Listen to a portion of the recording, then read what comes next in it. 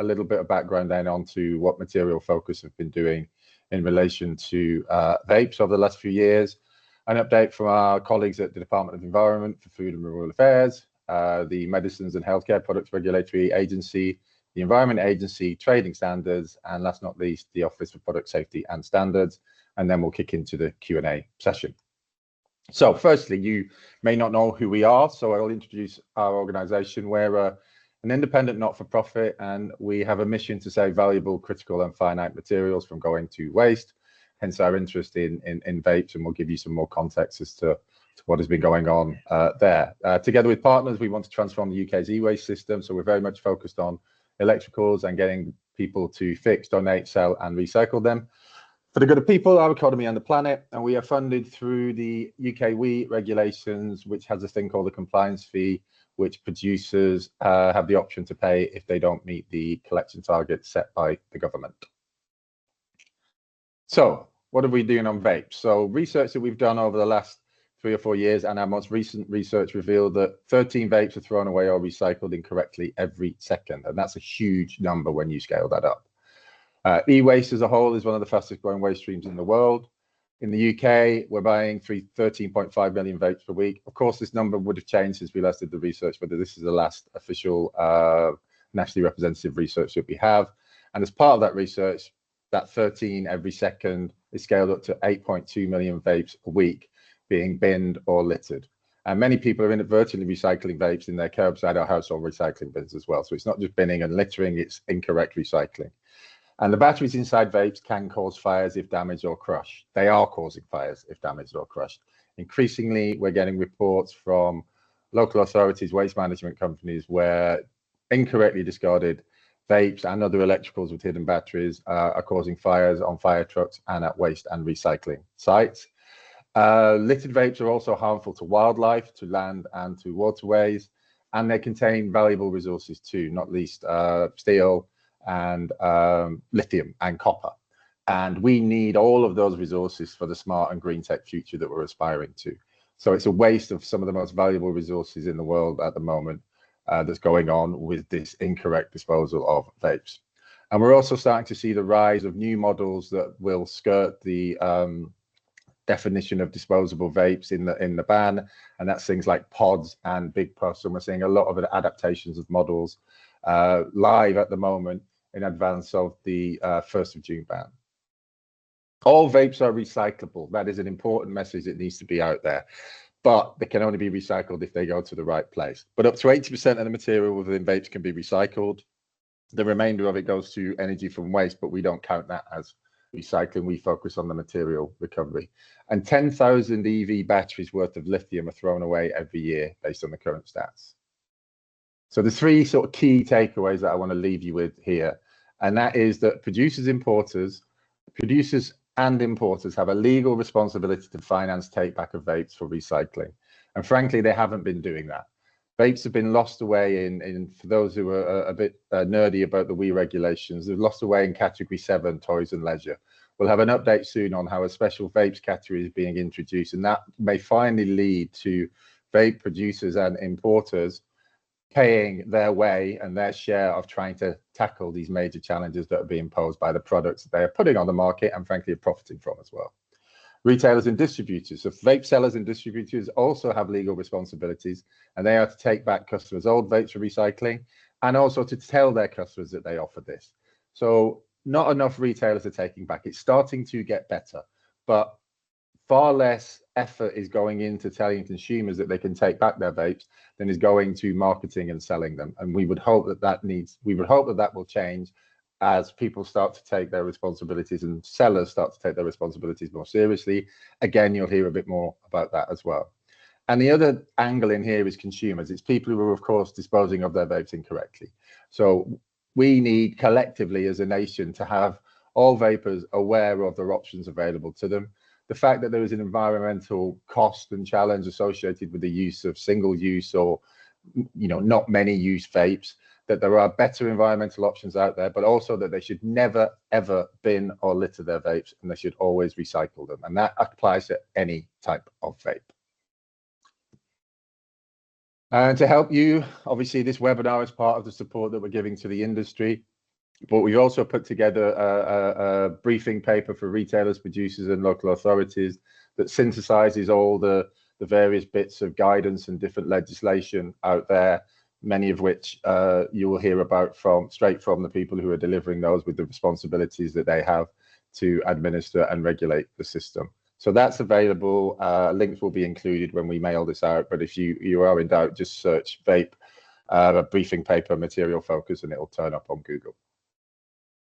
Right, so I now have the pleasure of handing over to colleagues at DEFRA. We've got Freya Ballard, who's a senior policy advisor, and Matt Stocks, who's a policy advisor too. So over to you. Thanks, Scott. So yeah, like you mentioned, my name's Freya Ballard. I'm going to talk a little bit about the single-use vape ban, and then I'll hand over to Matt, who will talk about the sort of wider policy work that we've been doing. Perfect. Next slide. So yeah, this, as Scott really helpfully laid out, I think there's a very clear case for why we have chosen to ban single-use vapes. This legislation is going to be coming in a few weeks on the 1st of June. From that date, selling or supplying single-use vapes in all contexts will be prohibited in the UK. So we have legislation that's in place across England, Wales, Scotland, and Northern Ireland. This includes giving products away for free and sort of in things like stop smoking services as well. Yeah, so what is a single-use vape, I think, is really important to cover here. So as part of our legislation, what we're banning is any product that is not designed or intended to be reused. To continue selling a vaping product after the 1st of June, it needs to meet sort of 3 key points. It needs to be refillable. That either means it has sort of a container attached to it that you can refill with e-liquid or have a replacement pod. It needs to be rechargeable, so that means you need to have a battery that can be recharged as part of the device.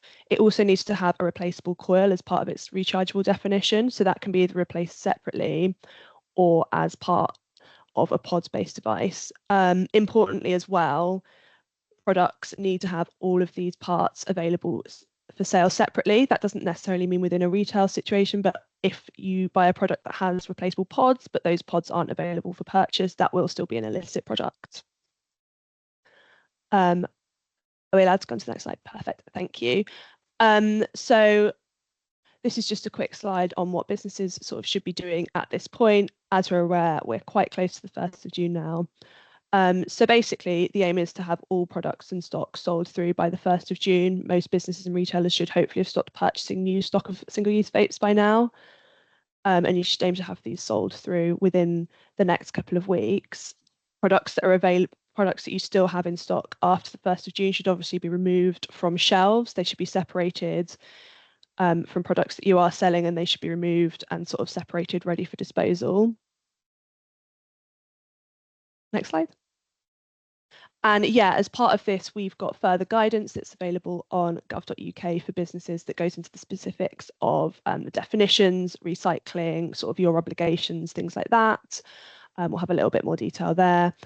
Just to make sure that everything's really clear. We've also produced a business guidance toolkit, which has got resources to help educate you and consumers about what you can be selling and what's going on. So that covers sort of the definition that we discussed earlier, so sort of what types of products you can sell, what sort of features you should be looking out for, and some helpful information that can be passed on to consumers.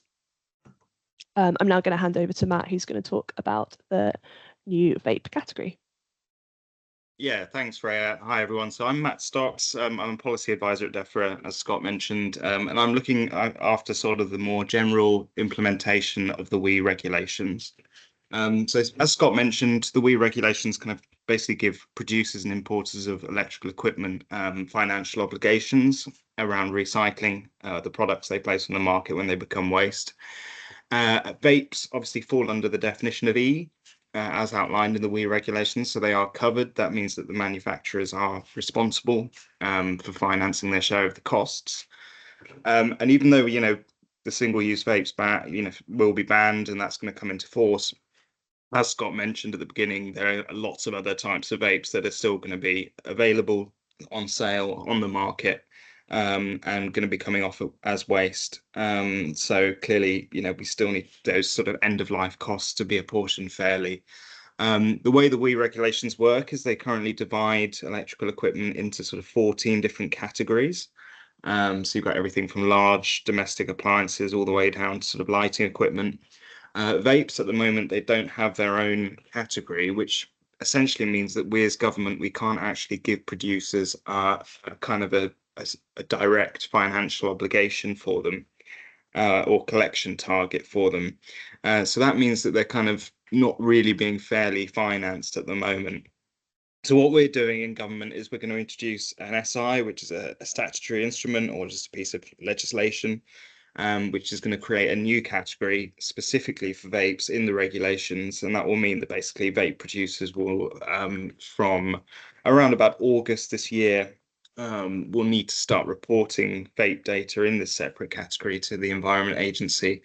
And they will be directly responsible for dealing with those products as waste when they come off the market. So, yeah, as I said, we expect the SI will be laid in Parliament in June. It then needs to go through various kind of debates. Hopefully, it will come into force in around August or towards the end of this summer. And vape producers will start picking up a financial obligation kind of next year. I think that's it. Happy to take any questions on that at the end. Thank you. Great, thanks Freya, thanks Matt. I'll now hand over to Craig Copland, who is from the Medical Healthcare Products Regulatory Authority. Over to you, Craig. Welcome all. My name is Craig and I operate the e-cigarette notification team at the MHRA. Many of you won't have directly come across the MHRA previously, but just going to give you a quick overview of what we do and how retailers can review the products that they're considering purchasing to ensure that they have taken reasonable steps and due diligence for their purchases for products they're supplying. Next slide, please.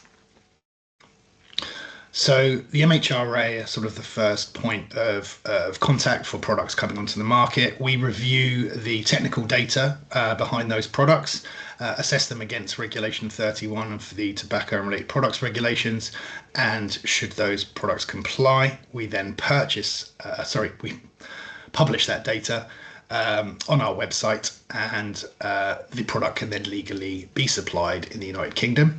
Some of the other work we do is carry out ADR reports, so we review safety data that has been reported and adverse reactions, and we do an awful lot of work in supporting the enforcement of those agencies that have powers under the tobacco regs. Next slide, please. So how can I check if a product is legal for supply in GB? You can come to the link that we've provided here, and this will take you to our publication page. And then you can essentially check that the products that you're being offered have been published, and therefore you're sort of safe in the knowledge that you can supply those products legally. This should be a bare minimum of due diligence that you carry out. There could still potentially be other reasons why a product is not legal for supply, but it does mean that it has met the notification requirements for the United Kingdom, in this case for GB.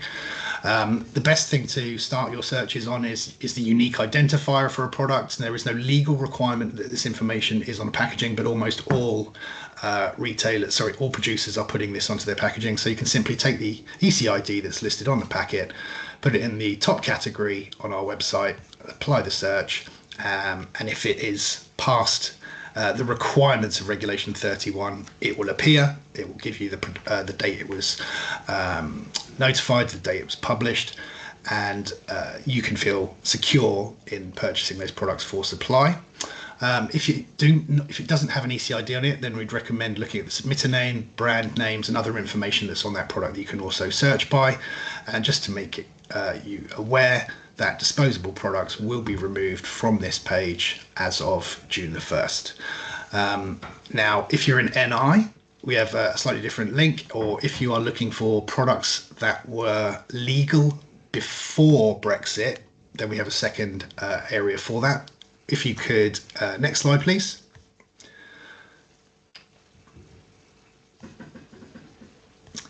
Okay, so having clicked on this link at the bottom of the main page, it will bring you to this subpage here, where you can download the UK pre-Brexit compliant product list. All of those products are still compliant, except as of June the 1st, we will be removing disposables from there. You can also review the Northern Ireland published list if that relates to for you in particular. Next slide, please. Okay, what should I do if I'm unsure the products I'm purchasing are legal? So as we know, as of June 25, disposable products will be removed. Now, this doesn't necessarily mean the product is legal. There could be some products that are still on the MHR website which have been notified as other types of product, even though they are subject to the new definitions of a disposable product. We will be reviewing those based on intelligence and removing them as we are made aware of them. We also recommend strongly that industry makes us aware of any products that are still on our list after June the 1st that don't meet the requirements or the definitions of the single-use plastics. And it could also be that those elements are due to not being able to change the coil, that the refill container is permanently affixed. So there could be 2 or 3 main reasons why those products are still considered disposable, and we ask that industry make us aware of those. We will provide our contact details in the mail out that goes along with these slides. And that's it from me. Any other questions? Happy to answer later on in the presentation. Great. Thank you, Craig. Now I'll hand over to the Environment Agency. We're racing through this. Cathy Bedworth is with us from the agency. She's a senior advisor in the regulatory reform project lead. Thanks, Scott. Yeah, hello, I'm Cathy Bedworth. I'm a senior advisor working in the Environment Agency, and I cover the WE Producer Responsibility portfolio. So I'll move on to my first slide. What is producer responsibility? So it's basically an extension of the polluter pays principle. So it's about producers funding the collection and recycling of their products when they become waste. Though the regs cover the whole life cycle from when these items are new products to when they become waste. And there's 3 strands here up on the slide. So we've got the WE regulations, the batteries regulations, and the packaging and packaging extended producer responsibility regulations. So the overarching aim is to reduce waste to landfill, increase recycling, and influence better product design. This is a brief overview because they are quite technical regulations, and they are also UK wide. So EA, SEPA, NRW, and NIEA, that's the regulators across the 4 nations, work closely with each other and with the OPSS, of course, to enforce these regulations. So I'll just move on to the next slide, where we see the vapes. Where do vapes fit into producer responsibility? Well, they fit firmly into producer responsibility. Their vapes are E, so they are electrical and electronic equipment. The vapes contain batteries, and vapes are packaged, so they do fall within the 3 strands of regulations that we've just talked about. And again, as Scott said, many vapes are being binned, but instead of being binned, they need to be recycled separately. They're made of some of the most valuable resources on the planet. There's also safety issues with the lithium batteries inside, prone to causing fires. So they really do need to be handled carefully and collected and treated properly. So moving on to the next slide, looking a little bit more detail at the WE regulations and the batteries regulations. So we've had the WE regulations since around 2006 and the batteries reg since 2009. Most items with a plug or battery are E, and registering is a mandatory legal requirement. So producers of E, basically who place E on the UK market and considered a producer, they must register in each year that they place E on the market. So there's 2 types of ways to do that. So with the WE regs, if you place less than 5 tonnes, this is moving on to the next slide, if you place less than 5 tonnes of E on the UK market in a compliance year, you register direct with the environmental regulator as a small producer. If you place more than 5 tonnes of E on the market, you must join a producer compliance scheme, and that scheme will then take on your obligation to finance the collection, treatment, recovery and disposal of the household WE collected. So that's just a little box, little table there, which illustrates the two options. And this is based on e-tonnages placed on the market in the previous calendar year. Moving on to batteries, we've got a similar table for batteries. Again, it's a similar system going on with tonnages. Portable batteries placed on the market. So again, you've got the option of small producer or large producer. Small producer registered directly with the environmental regulator, and large producers join a compliance scheme. Moving on to the packaging regulations. So we've had the packaging regulations for over 20 years, but now in this year, 2025, we've got the packaging extended producer responsibility regulations, which have taken over from the packaging regulations. And basically, if you're captured within these regulations, you must register with the relevant regulator and fulfill the recycling obligations. They do have there are thresholds for this, which are illustrated on the slide there. So it only captures, the PEPR threshold only captures those who exceed both as a minimum £1 million turnover and 25-tonne packaging handled a year. Moving on to the next slide, as we have heard from my colleague Matt, we've got regulatory reform currently underway. The government's currently underway with that at the moment. And the reason for that, some multiple reasons, but one is to create a level playing field for all market participants and to ensure that producers are paying the full cost of recovering the products that they place on the market when they've become waste. It also to increase the recycling and collection rates. There's a lot of binned, as we heard, vapes binned, incorrectly disposed of, and also aims to ensure the proper treatment of challenging waste streams like vapes. So it should help to incentivise investment in recycling. Moving on to the next slide. So again, just into a little bit more details you've heard from Matt, there's going to be a new category for vapes. So vapes are currently reported under category 7 of the regulations, which is toys, leisure and sports equipment. The cost of collection and recycling vapes is far higher than the cost for toys, leisure and sports, so we need to separate them out to make it fairer, so that the vape producers will bear the cost of recycling those products.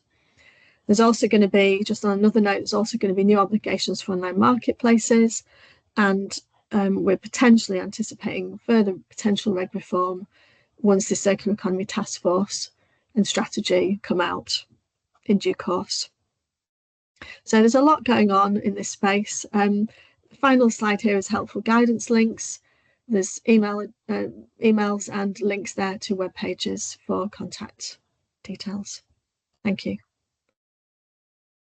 Great, thank you, Cathy. The whirlwind tour of all things vapes continues with trading standards. So we've got Kate Pike from the Chartered Trading Standards Institute, and she's the lead officer for tobacco and vaping. Welcome, Kate.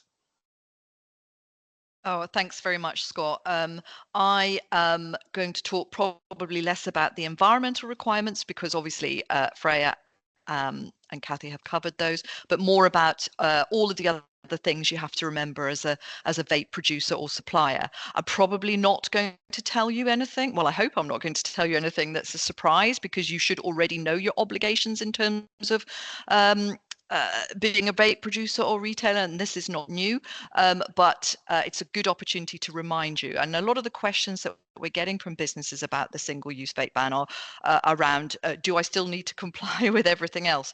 Yes, the answer is yes. So next slide, please, Scott. So in terms of the product, nothing has changed in terms of the maximum amount of nicotine containing liquid, maximum tank capacity, the maximum volume in a refill container, the maximum amount of nicotine, the fact that mustn't contain any vitamins, colorings, additives, must be child resistant and tamper proof, and must be protected against breakage and leakage. Nothing has changed. That all remains the same. Next slide, please. Nothing has changed in terms of the presentation compliance, and this is what I'm talking about, the current requirements. I'm not talking about what might come in under the Tobacco and Vapes Bill, but here's where we are at the moment. All products must have the correct health warning in the right size, and that is the only health warning that is acceptable. Must have a list of all the ingredients, must indicate the nicotine content and the delivery per dose.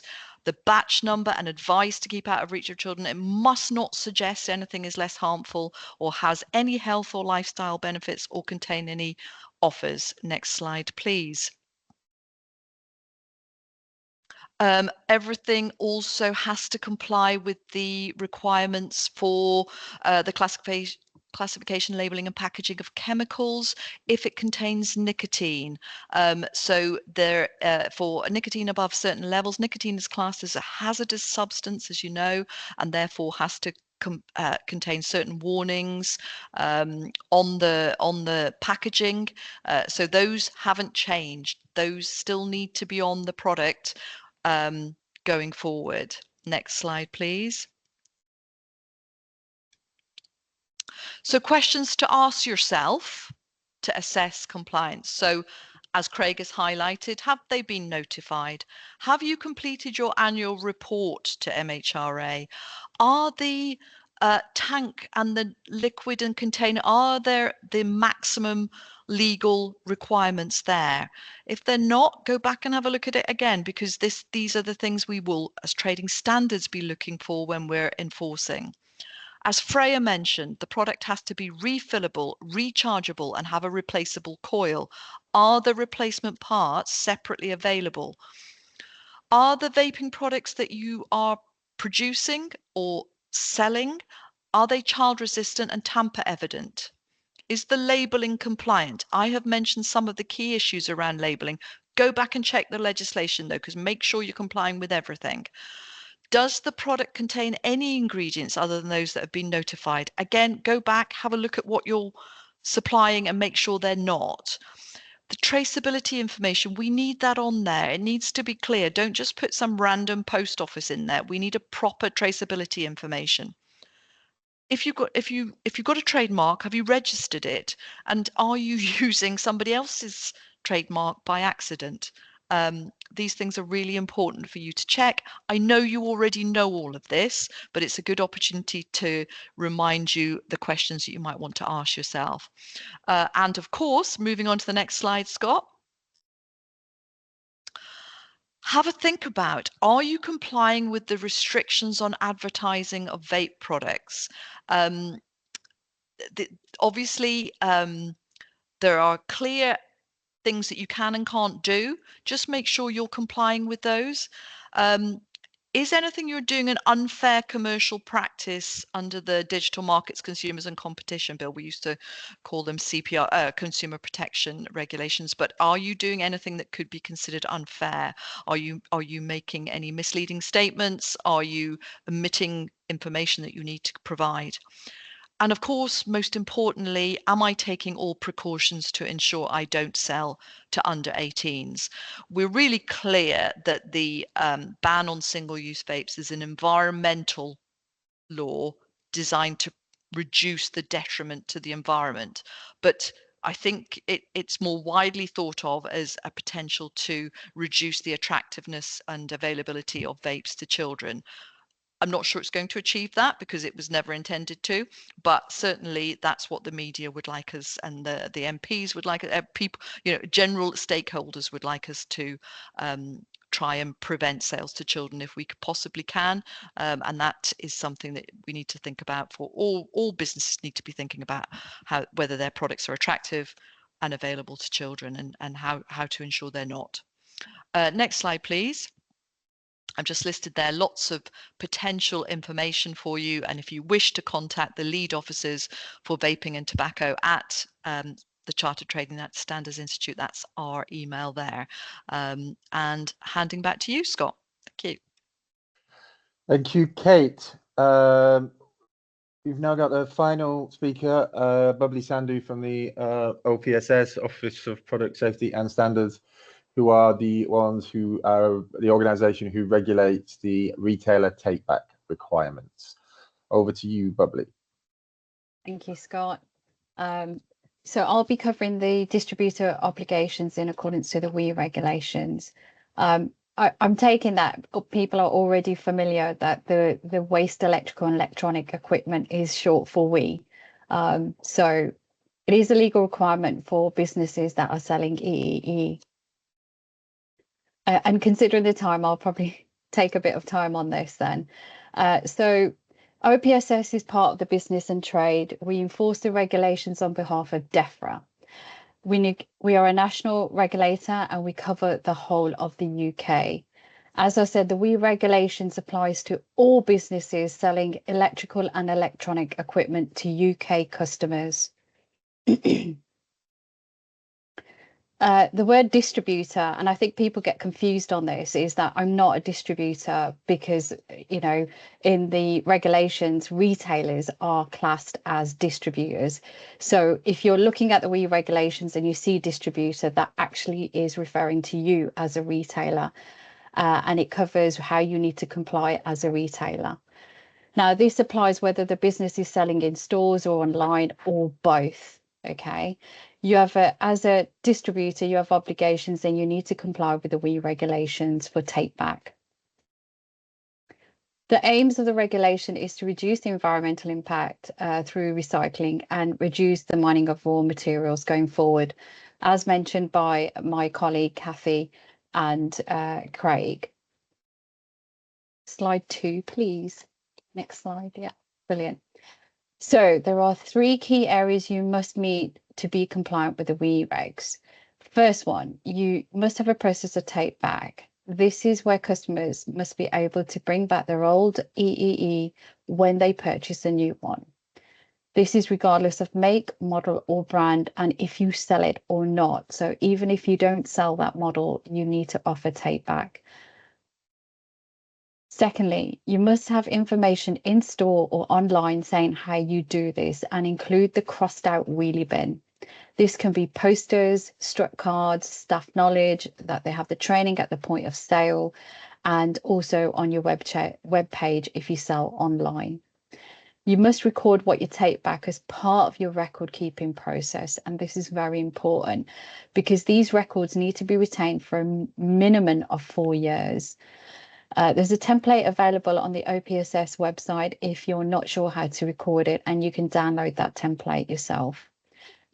Also with your record keeping, you'll need to retain the waste transfer note with the record log to evidence that it has been recycled through the correct legal waste channels. This is so next slide. Yep. Okay, so this is how you comply as a vape retailer with the WEEE regulations. Yeah, are we on the next slide, Scott? Yes, according to me. Can you see it? Yep, I got it. Sorry. Okay, so firstly, you have a waste bin in store for customers to discard their waste vape bins. If you're selling online, you provide details of a courier service that will bring back the waste vapes through a WEEE compliance scheme. And yes, you will need to join a WEEE compliance scheme to assist and manage your take back if you're selling online and you have no UK presence. Point 2, I'm providing information to customers. You can use posters, notice boards, struck cards to display information. It must contain the following, and it must be in writing, showing 1, the need to minimise the disposal of WEEE as unsorted waste and achieve a high level of collections. 2, the collection and take back system that you have got in place. 3, how you contribute to reuse, recycling and recovery. 4, the effects on the environment and human health. And 5, the crossed out wheelie bin and what its meaning is. It cannot refer to customers elsewhere for recycling WEEE, display links or direction to others recycling as a first option or only option. And lastly, it is an action offence if you charge customers for recycling. There's a QR code that you can scan that's on screen now that will allow you to access public registers. And that's to, if you're trying to locate a vape recycler or a recycler or a compliance scheme for your collections. Next slide. Oh no, go back one, sorry. So record all your WEEE that is taken back on a log sheet. This includes a number of units and parts such as vapes, charging wires, mods, pods and tanks. So anything that is an electrical equipment that you have sold and the customer brings back the old one, that needs to be recorded as part of your record keeping. This, of course, does not include the e-liquid little bottles. They're not classed as wee. You need to include the date of collection, the number of units, the type of item brought back, the name of the collection recycler or compliance scheme, and a 4-year date to know how long to retain these logs. Once collected, you'll receive a waste transfer note, which you then keep alongside your record keeping. And if OPSS carry out inspections, then those are the things that they will be looking for. So in terms of our enforcement, so regulatory enforcement by OPSS. OPSS is carrying out enforcement in accordance to the WEEE regulations in the vaping sector. The WEEE regulations is indefinite, regardless of the single-use vapes ban on the 1st of June. So you should be doing this already. And if you are selling any electrical and electronic equipment, you should be abiding by your distributor obligations. So even when the ban comes on the 1st of June, this is not something that falls away. It is a retailer take back obligation and a legal requirement that is indefinite. You'll be contacted by OPSS with guidance on how to comply.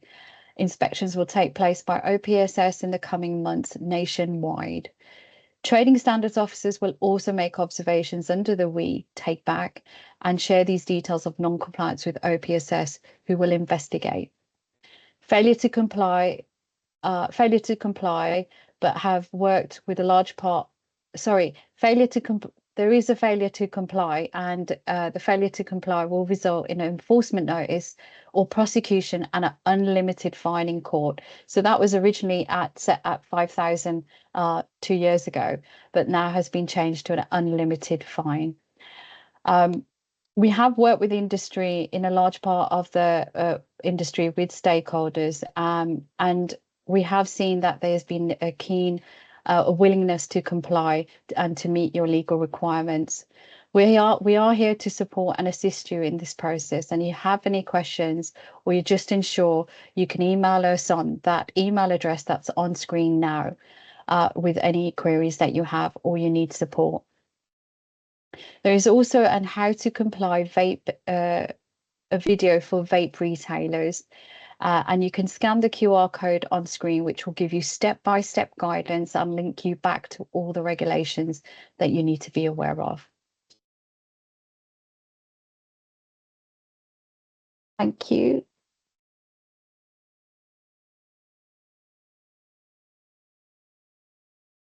Great, thank you, Bubbly. Could I ask all the speakers to come on screen, and we will go through the Q&A that the people have kindly posted.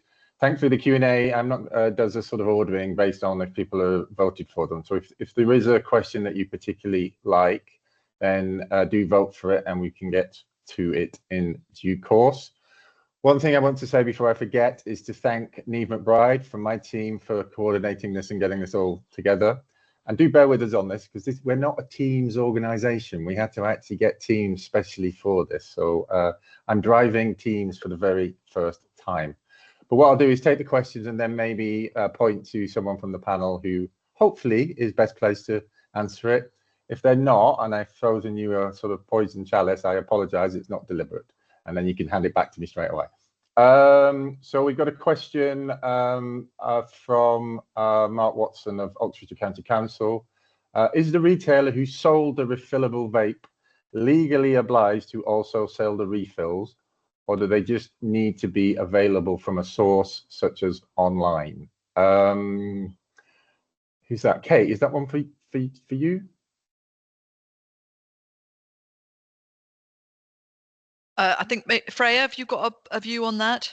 Sorry. Yeah, I'm happy to cover that. Yeah. I think you touched on it briefly, but so you're not obliged to sell the products. We would recommend you would in most cases, because it's your responsibility to prove that the products you're selling are compliant, and that includes proving that they have relevant replacement parts. So we would generally encourage those products to be in your stores, but there isn't a legal obligation under the new regulations, no.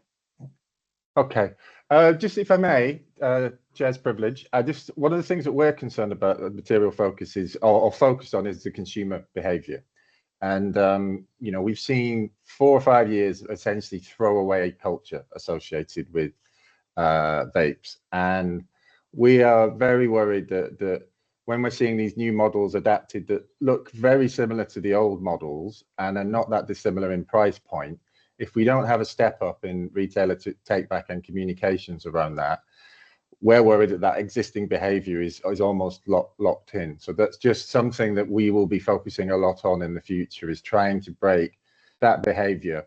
And one thing I urge or hope happens after this is that the use of the word disposable in relation to vapes it disappears, because that word in and of itself has caused a lot of confusion in the public's mind, and they've been told when they bought something that this thing is not really worth anything and it can be thrown away, when in fact it's got a lot of valuable materials in it and it's posing a lot of problems to everybody else. So yeah, I'll get off my soapbox and ask another question. Maybe I'll do it one in, one out. No, I won't. If a seller is only selling, if a seller is selling only reusable vapes once the ban is in place, will they still be required to accept disposable vapes? I think their duty, apart from large retailers, is to accept them on a like-for-like basis. Could this create a mismatch between what they sell and what they may be asked to accept back? Any volunteers for that one? That's Bubbly, I think. I'm trying to understand the question there. So if they sell single use and then they sell only single use, then No. If once the banners come in, if they move away from selling single use, will they still be required to accept disposable vapes that will be coming back, because there's going to be a lag of people using and returning disposable vapes afterwards? I think the answer is yes, by the way. Absolutely, yes. Because a vape is a vape is a vape, you know, and we don't distinguish between different sizes of TVs or types of TVs and things like that. So my take is yes, they would still be required to do that, but I don't know if anyone has a counter view to that. No, that is correct, Scott. They will be required to take that back. And the reason being is that that purchase has been made. It's been lawfully placed on the market. So they will be required to take it back after the ban. And there will be a period of time where single-use vapes will still be coming back to them through take back, and they can and will be recycled. So they don't need to worry about the fact that they are banned. And you must remember that the behavior of some vapors are that they tend to have 5 or 10 in collection. So when they do bring it back, you might get a small amount back, between 3 up to 5, and they need to be taken back. Okay, great. Just let me sort out my questions sheet. For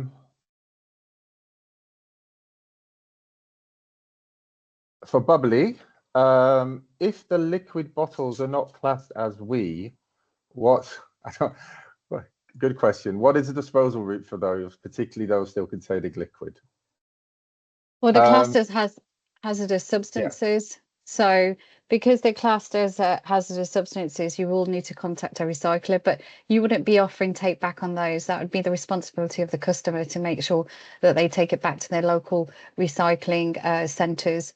But it isn't part of the requirement. It's not an electrical and electronic equipment. Question around online selling. I'm not sure I understand the take back obligation for vape producers selling online from outside the UK. Could you please clarify this further, as they cannot take back vapes in store? Thank you. That's okay. If you are selling online, then you need to join a compliance scheme. It's difficult without having a UK representative, but your only option is that you join a compliance scheme and you arrange for a courier service to then, with the compliance scheme of where those vapes can be bought back. That's how you would offer take back. And then the compliance scheme will make arrangements to recycle them on your behalf. I think the general advice in terms of the actual compliance with the waste electrical and battery regulations is that there are a number of compliance schemes who provide those services. We, in our vape briefing paper, have a list of all the a link to a list of all the approved ones. So whilst it's not a lawyer, it's not legal advice, I would recommend you contact a few of those, and they will be able to propose solutions to you that meet compliance. I guess the thing here to say is, you know, for 4 or 5 years, you know, the selling of single-use vapes has sort of gone unabated, and lots of rules and regulations that have existed have not really been followed in many circumstances. Many are doing the right thing too, but what you're seeing is that the requirements are quite significant, and they play across lots of different themes. And the purpose of this webinar is to highlight to you that with the selling of vapes comes legal responsibilities, and it's important that they're met, and the enforcement bodies will be enforcing as they have been doing, but will continue to do.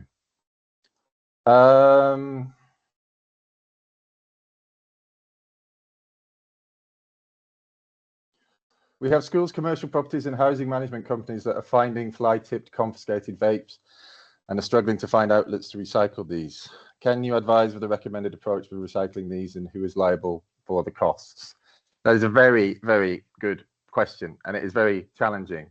The vapes have posed quite a lot of questions for the existing waste electrical regulations, which were written a long time ago, and were written before anybody envisaged you'd have something like hundreds of million, dare I say, toxic fire sticks distributed everywhere around the country.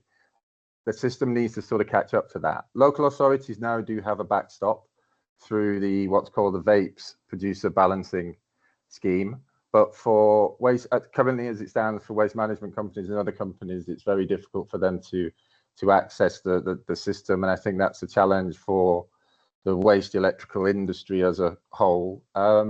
Matt, I don't know if you have a comment on that. I know it's a very good question, and it's not an easy one to answer as we stand here today. Yeah, it's a good question. It's all about how we kind of look at future-proofing the regulations to, you know, to ensure that we can deal with these sort of products. I mean, you know, an example of that is what we're doing at the moment with the SI. We're creating a new category that will make sure that the producers of those sort of equipment are directly responsible for financing those costs. But it's a good question. It is one that we need to sort of be alive to as policymakers, and to see how the legislation can sort of evolve and adapt and keep up with these sort of new types of products. Yeah.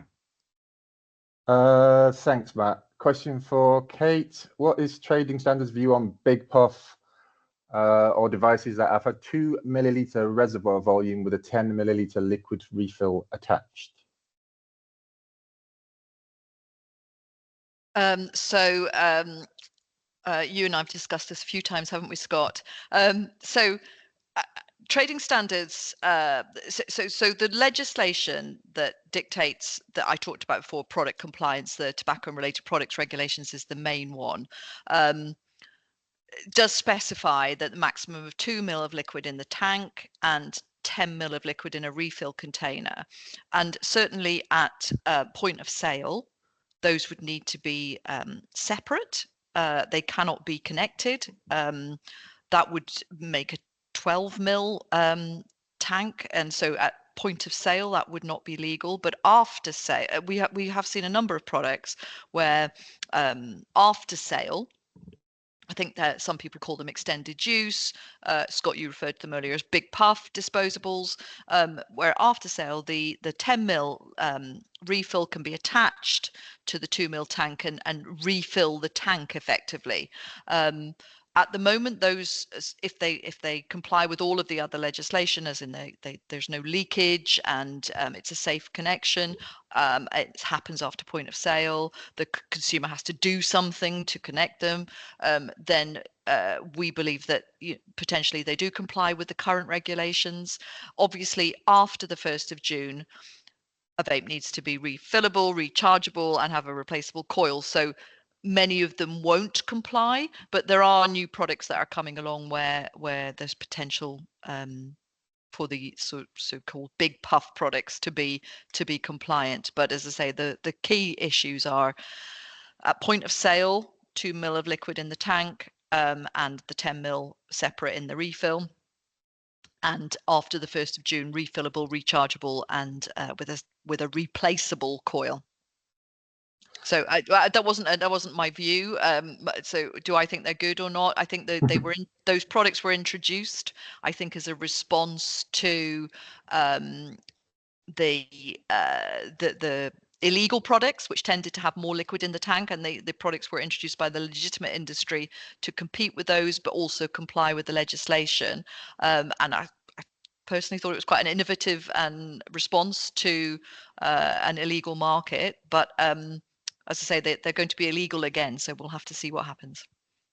Yeah, and just to, I think a clarification. So those big puff models with the separate cartridge, without the cartridge connected, they are still a 2 mil. Yeah. They have to be able to be used. Yes, that's the of course. disconnection, isn't it? Yeah. Yeah, of course. Yeah, of course. Someone's asked a good question in regard to waste and recycling. We're referring to vapes. Does this include the components of vapes, i.e. pods and containers?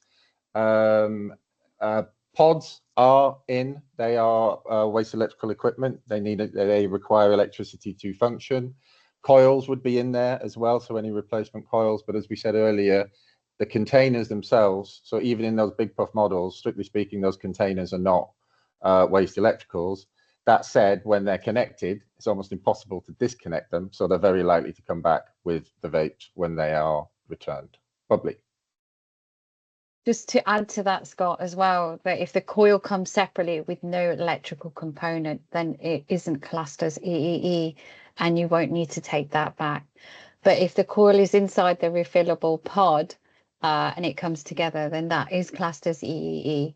What you've got to remember, we're not just talking about them. If you're selling the charging cables as well, you have to take them back as part of that take back process. So the rule of thumb is to remember, if it can carry an electric charge or an electromagnetic current, then it's classed as EEE and it needs to be taken back if you're selling it. Is trading standards going to be focusing not just on vape retail stores? Oh, it's actually a question for OPSS. The question is, I'll read the question as it was, but I think it's an OPSS question. If trading standards are going to be focusing not just on vape retail stores when it comes to recycling, but on convenience stores where a large amount of the disposable big puff devices are sold. So take back of enforcement of recycling take back is with you, Bubbly, but you are, I assume, visiting all types of stores from specialist independents up to major supermarkets and everything in between. That's on your hit list, isn't it? Absolutely. As you know, Scott, we enforced on all the leading supermarkets earlier on last year. And by the end of the year, they were all complying and offering vape take back. They have either a tubular bin or a tub in their kiosk because of the space area, and they offer take back. We then enforced on fueling stations, and now we are in our next phase of enforcing on actual vape retailers. Thanks. Who is enforcing the single-use ban? Is it OPSS or trading standards? That is trading standards. Is it? Yes. Yes. Trading standards are enforcing the single-use vape ban, and OPSS are enforcing the recycling. But yes, we work really closely together, as you can imagine. For take-back record keeping, is the onus on the retailer to keep the record of returned products or the producer who has sold it to them and accepts the take-back? I think that's, I think Bubbly sort of covered that. In terms of what you are taking back in your store as a retailer, the onus is upon you to record what you're taking back. And the onus is on you to make sure that they're properly treated by a registered waste and recycling organization, and that they leave the consignment note with you when you pick them up, and you keep all that records together, is my understanding. Absolutely, Scott. And the producers don't offer take back. It's the retailers that offer take back. The record keeping, like Scott said, belongs to the retailers, and you need to keep those records for a minimum of 4 years. I can't reiterate that enough. A minimum of 4 years in case of inspections that taking place.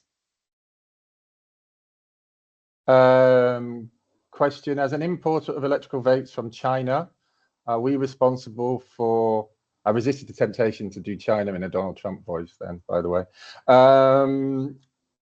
as an importer of electrical vapes from China, are we responsible for registering we by weight? As you stated, it's the producer of the product. The first importer into the UK is the producer, is my understanding of that. So therefore, you would be required to meet all of the obligations for waste electricals, and if large enough, batteries and packaging and extended packaging regulations too.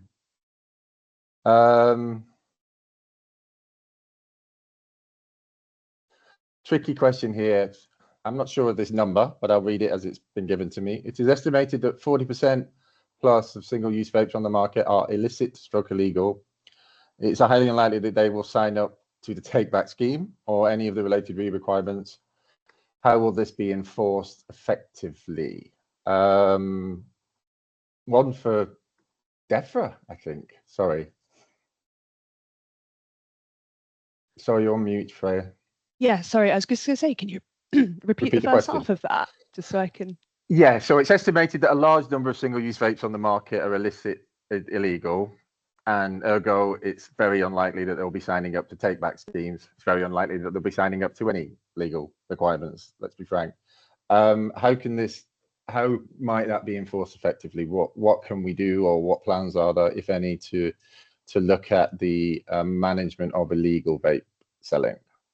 So there's a lot of cross-government work going on at the moment, focused mostly with trading standards as well about illegal vapes. If a vape is illegal already, even if it's single use, it will be illegal for lots of other reasons, like tank size, bad packaging, many of the things that Kate mentioned.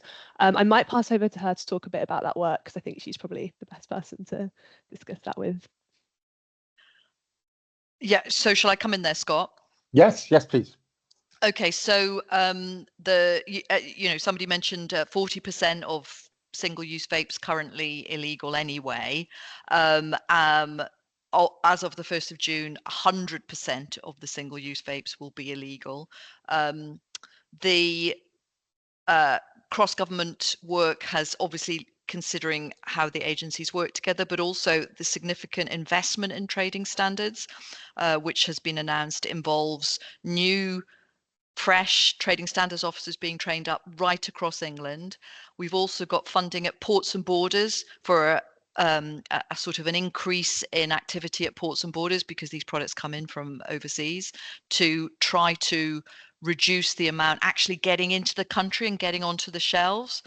So there will be a ramp up of enforcement.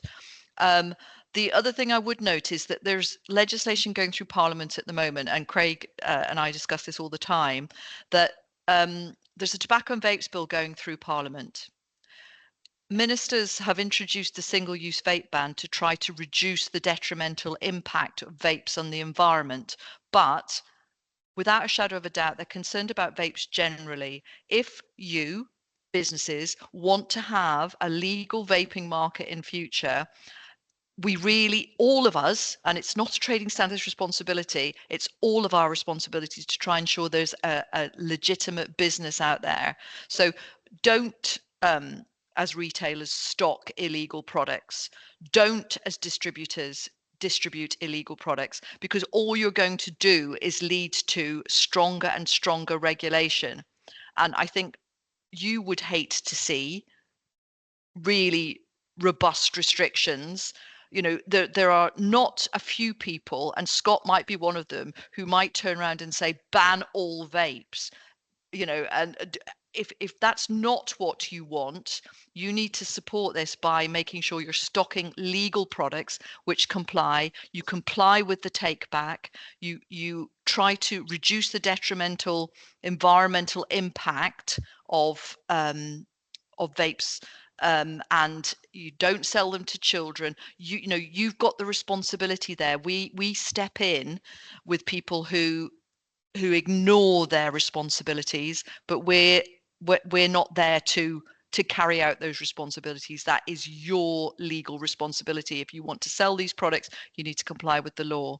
So there are people out there selling illegal products, and we will take action, and we are getting increased resources to do that, but it is very much your responsibility to comply with all of those laws. Thank you. Just for the record, I have never requested that any vape ever be banned. Okay. Or any other product. I have described them as potentially the most environmentally wasteful, damaging, and dangerous consumer product ever sold. So you have said that they're hideous and you don't like them. I think yes, you've said, I've heard you say that. But I've kept my counsel. I've kept my counsel in relation to anything there.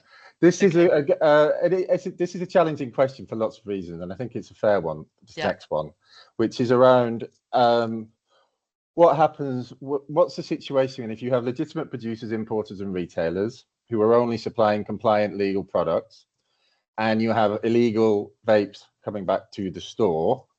What is that scenario there? Because they will put forward the idea that they shouldn't be footing the bill for illegal vaping products, and I don't think anyone would necessarily argue with that.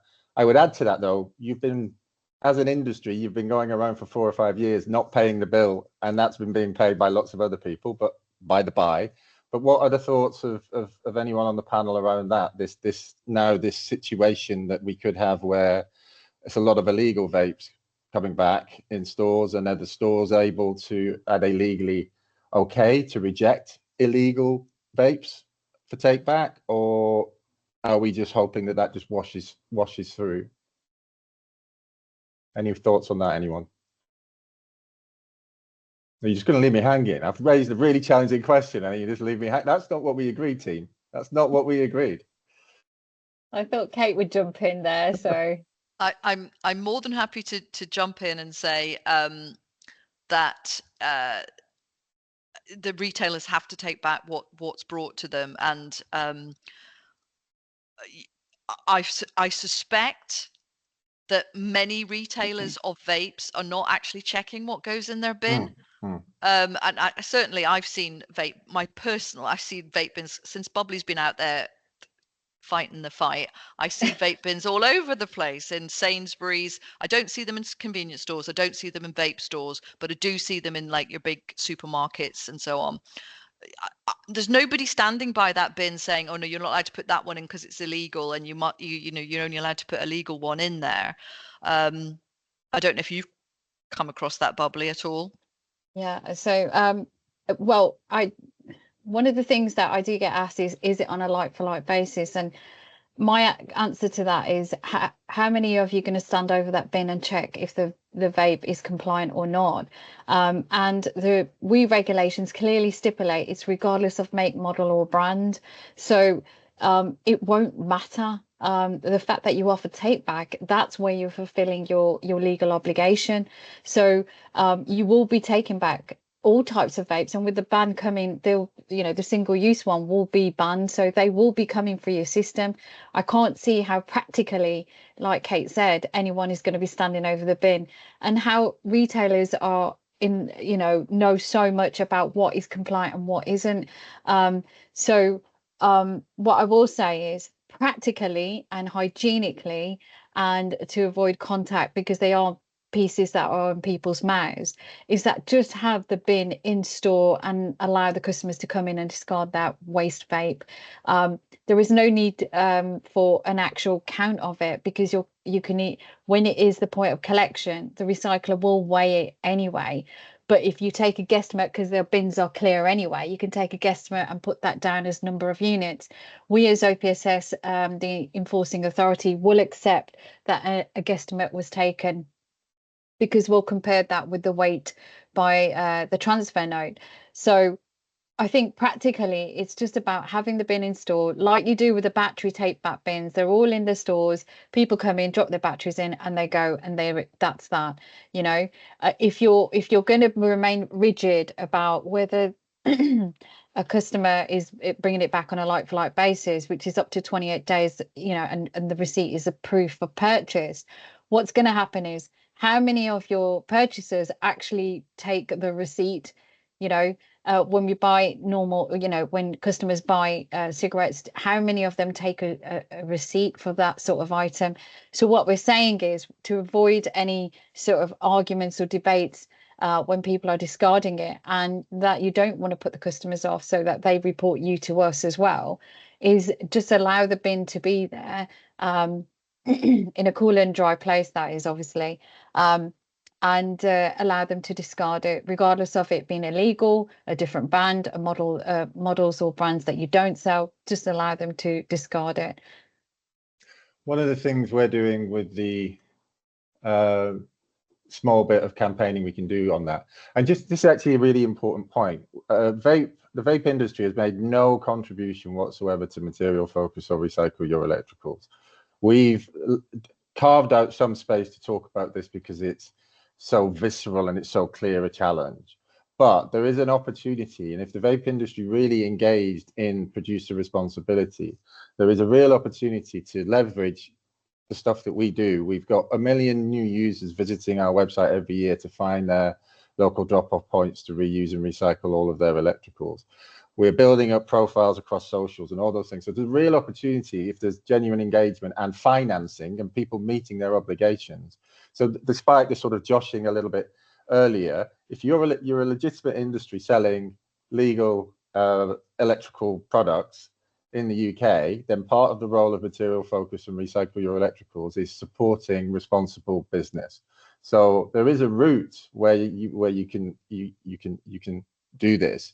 And one of the things that we're doing through the bit of campaigning that we do is saying to the public to try and get them to take back to stores. We're highlighting that they can take back to stores, and we're saying if the store that you buy them from doesn't take back, go next door, because it's not hard to buy a vape. So start talking with your own custom and put pressure on there as well. So you're the generation. Let's be honest. Okay, all people of all ages vape, but if you look at the generational studies, it tends to be younger people who are environmentally minded, who are also a bit busy and they're all lazy. They're just busy being young, which is what they should be doing. But also they do care about the environment. And if we are going to be nudging them to take their vapes back, you better be ready to take them back. Otherwise you'll lose their custom.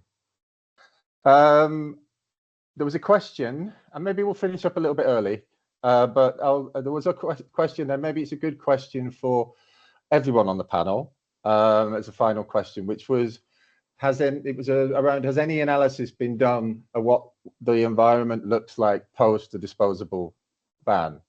I'll start, if I may, and then hand over, because we think about this a lot, and we've been doing sort of an annual survey, and we'll probably do our survey again around the autumn of this year, after enough time has passed for the hullabaloo of the actual ban and the ensuing uncertainty, which will almost be inevitable. But as I said earlier, our concerns are that this behavior of throwaway is locked in, and a lot of work needs to be done in trying to amend that. And we're also concerned that with the price points, if the price point is pretty similar to where it is now, if you could theoretically not see hardly any difference in what's being thrown away and littered, because it's seen as a convenient, easy thing. So that's one of our major concerns, and we will be monitoring it, we will be looking at it, and we will be doing some more research later in this year. Craig, we haven't heard you for a while, so you can go first on this one. What do you see post the ban? Can we prevent the vapocalypse or not? I think the important thing to recognise is that we're taking the first steps in our own legislative framework around vapes. We've had various European regulations that have led to this point, and I think it's important that we see this as a series of stages. And I think that's the great thing. This is essentially the first part of that, is to try and deal with a situation that is immediate, which was two tiers to that, with the waste and sort of the youth access.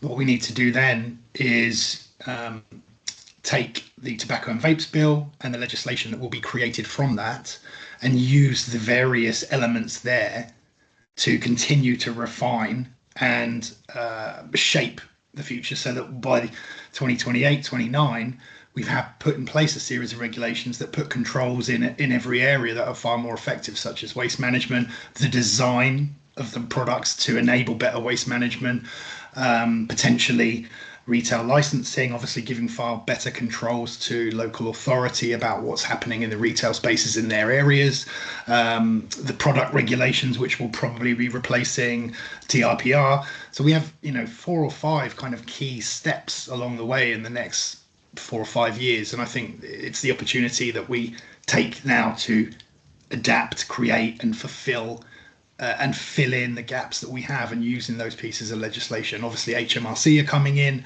I think HMRC stepping into the arena will actually have quite a significant impact on overt retail non-compliance, because the potential penalties that can be dished out by HMRC will be far more significant. So I think that will change retail behaviour, and also I think it will help a great deal with the general illicit import trade, because obviously when you look at HMRC, they can do serious crime investigation with far more enforcement-based agencies, police and National Crime Agency.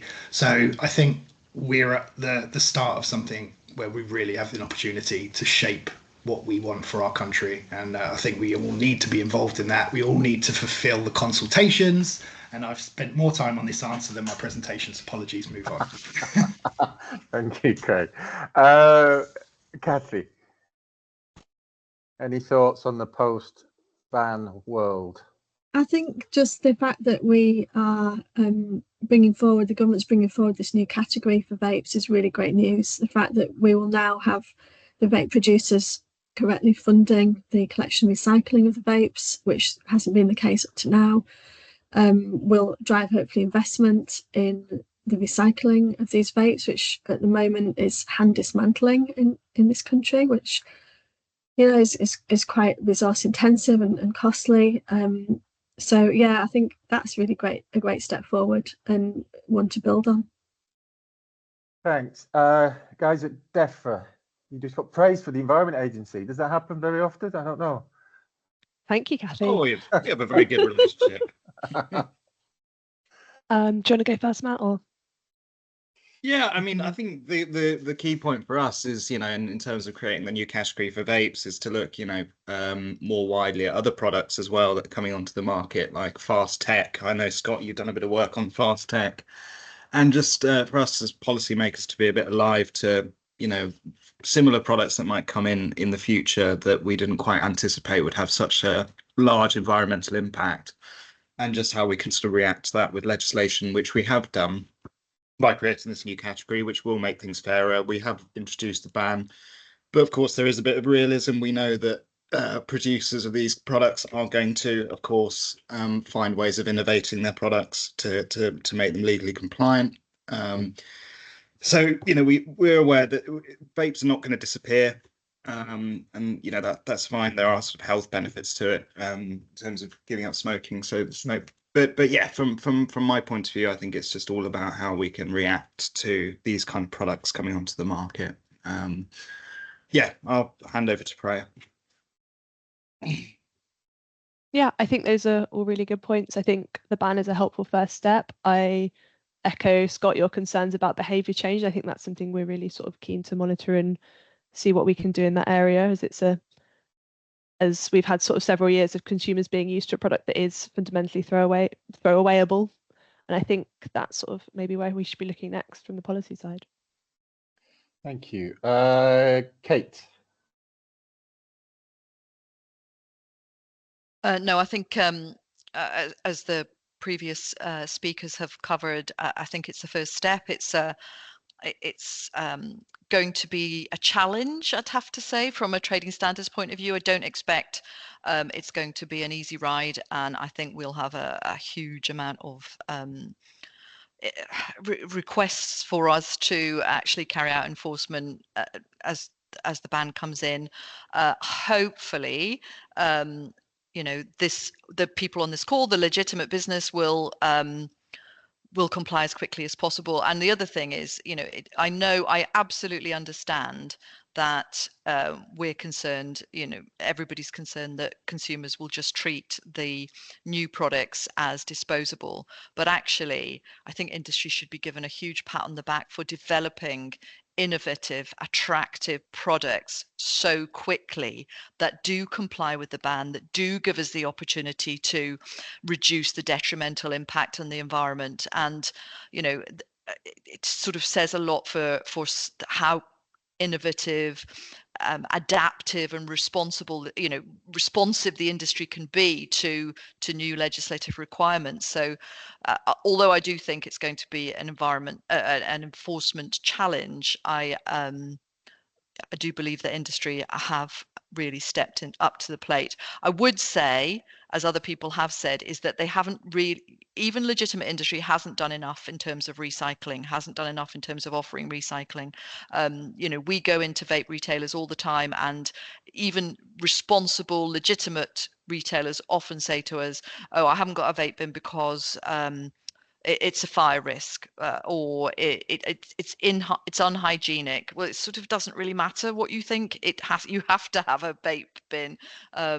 So, and also don't stick your hand in it. It is unhygienic, so don't stick your hand in. So so industry could have done more in that space, but as I say, we hopefully will be seeing a lot more compliance as we go forward with new products. Right. Thank you. Bubbly, are you there? Yeah, I'm here. So this webinar was actually the idea of Bubbly. So this is why I'm consciously giving her the last opportunity for insight. So Bubbly, what do you think about the post 1st of June non-disposable vape ban world? Well, I will certainly echo what Kate has said. The industry isn't doing enough in terms of take back. And I appreciate, I mean, there are questions and things are said about in terms of the fire risk. There is options in terms of fire risk, and I think what the industry doesn't do is talk to recyclers. You really need to talk to your recyclers. The industry in itself for recyclers are very innovative. They'll work with you. They'll discuss various options. And you probably don't have that relationship at the moment with the recycling industry, but they are very super supportive about what your business operations are and how they can make a program that would suit your requirements. And I think post-ban, what I really do appreciate is that the industry in itself, when I've been talking to them, they've been willing to comply. They're supportive of regulations and legislation. We've developed some really positive relationships, and I know sometimes when a regulator is there, it's quite, people sort of get their defenses up, but we're working in a different era now, and we're no longer regulators that turn up with a clipboard. We have spent the last few months raising awareness, building guidance. DEFRA have got guidance. We've done collective guidance. We speak at events and seminars and conferences, and obviously webinars like this.